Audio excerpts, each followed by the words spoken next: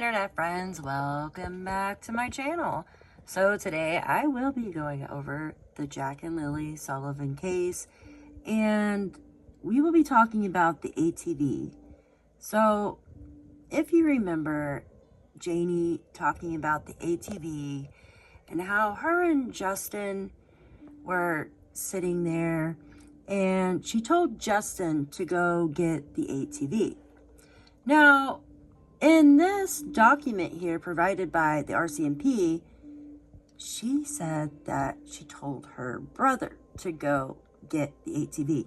Now, if you remember correctly, Janie's brother ended up going to the market that day, or went out shopping or something, and he didn't get back until 1:30 that day.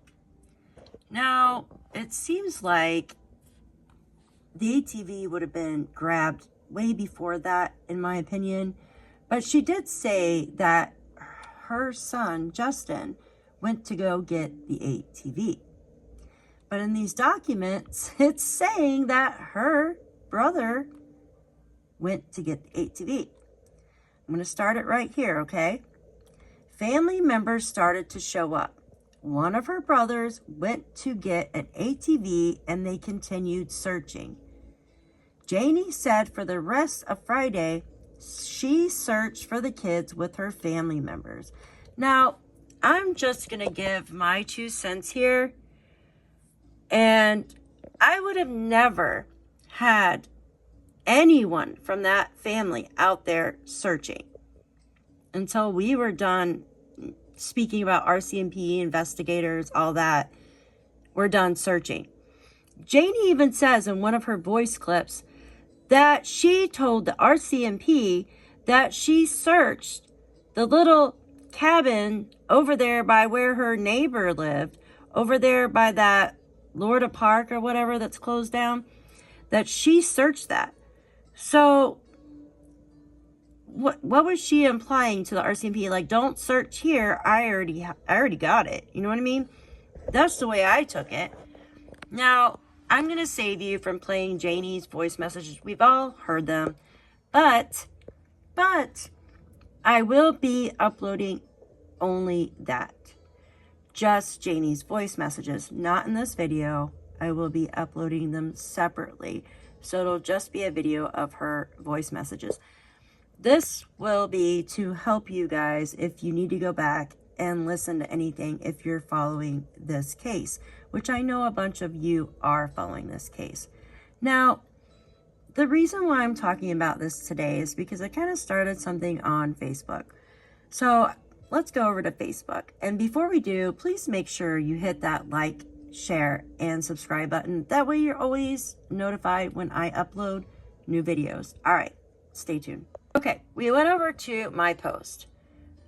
Okay, I said, I would like to know the reasoning behind Malaya taking a picture of Daniel and Justin on the four-wheeler. I always thought this was odd. Now, the reason why I state this is Janie, in one of her voice messages, said that she thought the drone had taken a photo of Daniel and Justin. You know, the one where they are leaning on it right here, okay? Then in that same voice message chat that day, someone said that this was supposedly a friend of Malaya, said no, that was Malaya taking the picture of Justin and Daniel on the four-wheeler. Now, I find this quite odd. Why do I find this odd? Because there, you know, with Janie's miscommunication with the four-wheeler, saying it was her brother, not Justin, going to get the four-wheeler. And then we have so many messages from Daniel on the news clips saying that he was riding on the four-wheeler. It was his statement to the news clips saying that he rode around the four-wheeler, blah, blah, blah. But then you have Janie saying, no, I would never let Daniel drive my four-wheeler. So what is that? Now let's go over back to the Facebook message. I'm going to scroll up here. Now I'm going to block these names out here in a minute because for their privacy.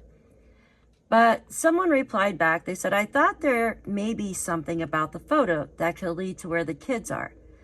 Then thought, why would she take a pic when she can't be bothered to put up posters or plead for the return? She's talking about Malaya,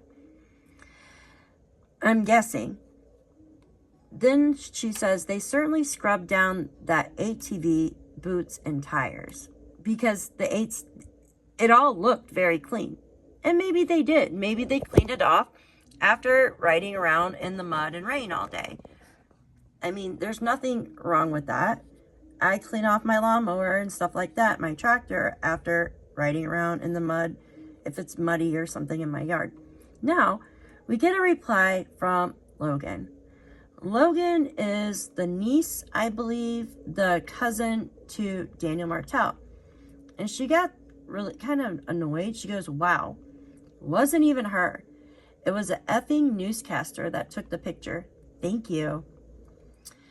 And then the lady replies, Logan, why are you so abrasive? I'm not Malaya. We live in Canada. I have the right to my opinion. I am here for Lilly and Jack. I don't care about the adults. Whatever happened, happened. Not my problem. God/creator will deal with them. What goes around comes around, she says. She says, I think it was Cheryl Christine who said Malaya took the picture. Correct. What do you care? Why do you feel it's okay to attack me? And then she just kind of goes on about it. And then they kind of just argue back and forth. And then Logan said it was posted by a newscaster the first couple of days. So wherever this news is coming from, like, you could have obviously looked it up and noticed that's who took the photo. But the thing is, yes, it was in the news, okay? It was in the news photo. But why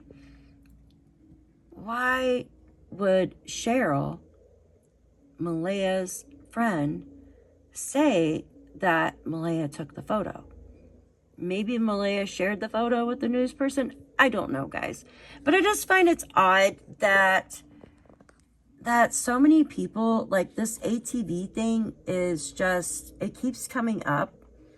And then, I don't know. There's something to it, guys. And here's a photo on Facebook of, all the trails and everything that you would have to use an ATV to get through, because it's a lot of brush and down trees and stuff like that, and a lot of ponds and swamp area. So I don't know, I just find that it's very secretive with this ATV, in my opinion. What do you guys think?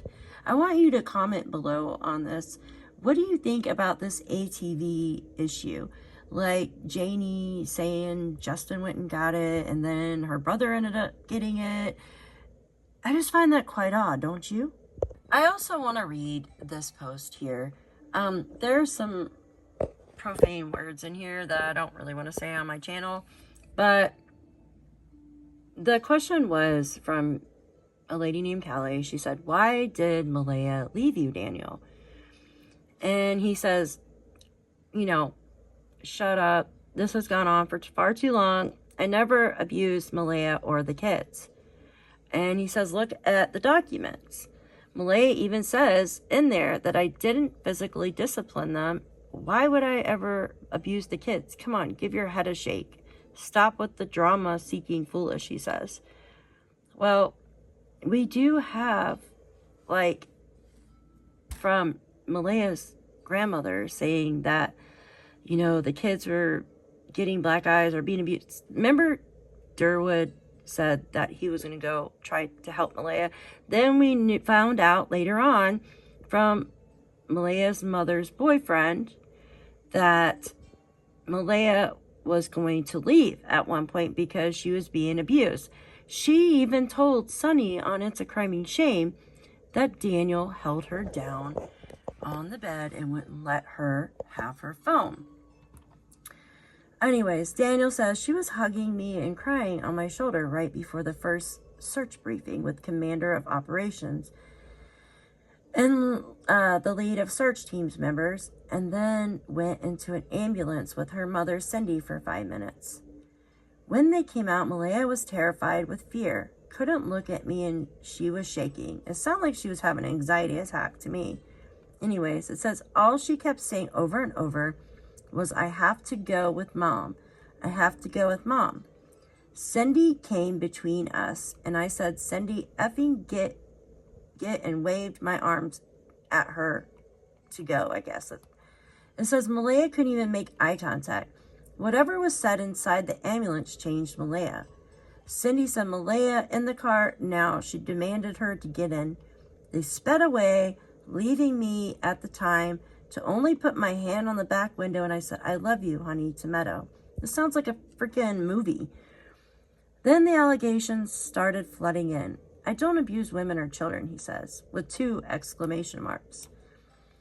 Malaya changed after that moment. It's heartbreaking, but that's what happened. No one changes that fast. There is obviously something going on there, guys. No one changes that fast, okay? That's like day and night. She had been planning on leaving you, it sounds like, Daniel, in my opinion. And then someone writes back, like, thank you for responding. I honestly can't say what happened. Neither can anyone else. You know, it's just people talking to Daniel back and forth. But I don't know. It's all so strange. You know what I mean? Like, there's a lot of inconsistencies with their statements. And I understand, like, it's hard to remember certain things from day by day. But from saying your brother or your son, Justin, to your brother went and got the ATV is completely different, correct? I don't know. But Belinda does respond back.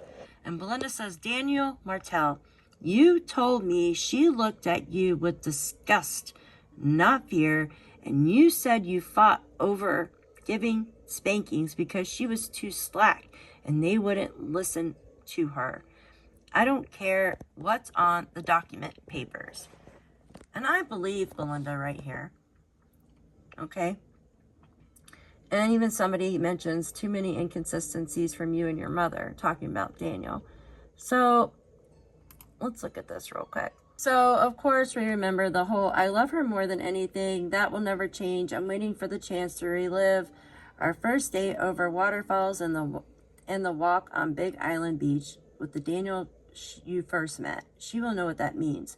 Well, I think everybody knows what that means. It means that you changed into something that she didn't like, and she planned on leaving you for a while.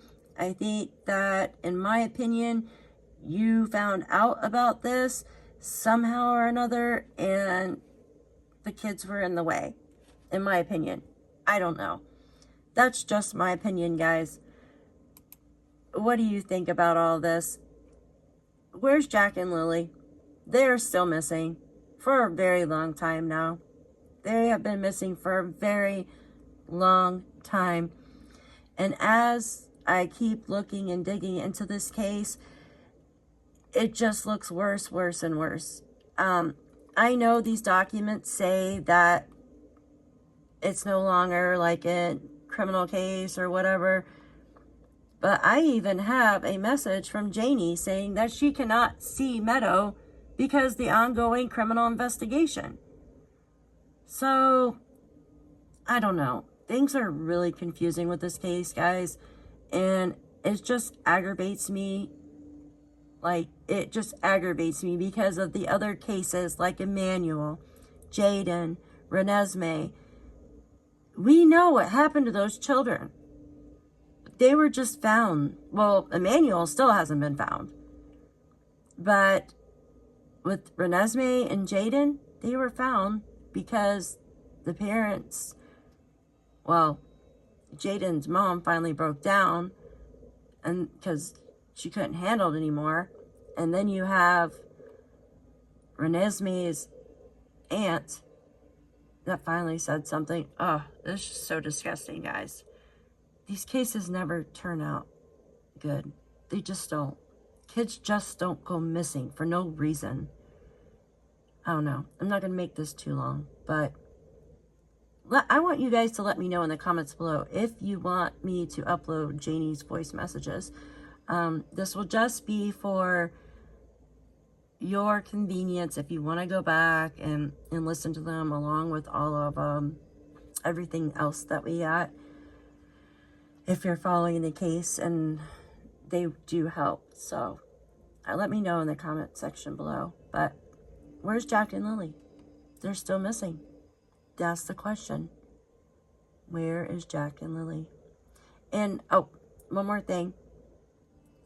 I don't believe that a bear took the kids, guys. I'm sorry. I even have a message from Janie saying if the bear heard Lilly scream, it would take off. Okay? I don't know, guys. It's just crazy. But, yeah. Comment below, because I want to hear your thoughts. Thank you for watching.